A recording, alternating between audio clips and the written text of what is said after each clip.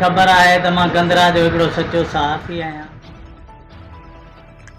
कंदरा खां ॾिसूं था मुज़फ़र हुसैन जामरी जी ही रिपोर्ट। कंदरा शहरी इतिहाद जे सदर ज़िक्र सिंधी बुरुड़ो जे प्लाट ते 62 शख़्स जो कब्ज़ो, घर ते हमलो, घर जी चौदेवार जी तक़दुस पामाल। कंदरा थाणे जे NC दाख़िल 2 ॾींहनि खां जवाबदारनि जी गिरफ़्तारी अमल में न अची सघी। 62 शख़्सनि ख़िलाफ़ एहतजाज।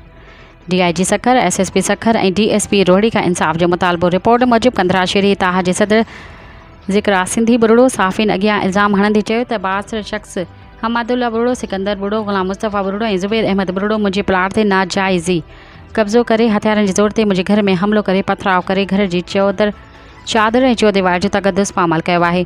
मूंसां वॾो ज़ुल्म ऐं नाहक आहे जॾहिं त मां SSP सखर खे प्लाट जा कागज़ बि जमा कराए आयो आहियां।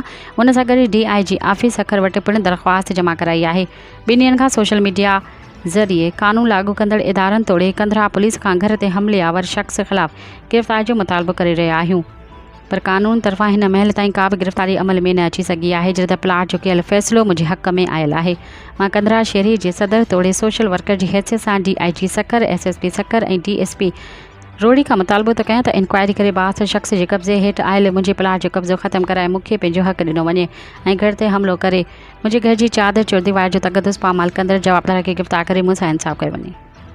शांतियूं ऐं असां ते तशद्दुद पथराव थींदो रहे थो, वक़्तु ब वक़्तु पथराव थींदो रहे थो ऐं असां सां एॾो वेल करे अज़ाब करे छॾियो अथऊं जो असांजा ॿार जेके आहिनि उहे दर खां ॿाहिरि मुतालबो करियां थो त मूंसां इंसाफ़ कयो वञे ऐं इन कब्ज़ा माफ़िया ख़िलाफ़ु एक्शन खयो वञे। वॾी महिरबानी।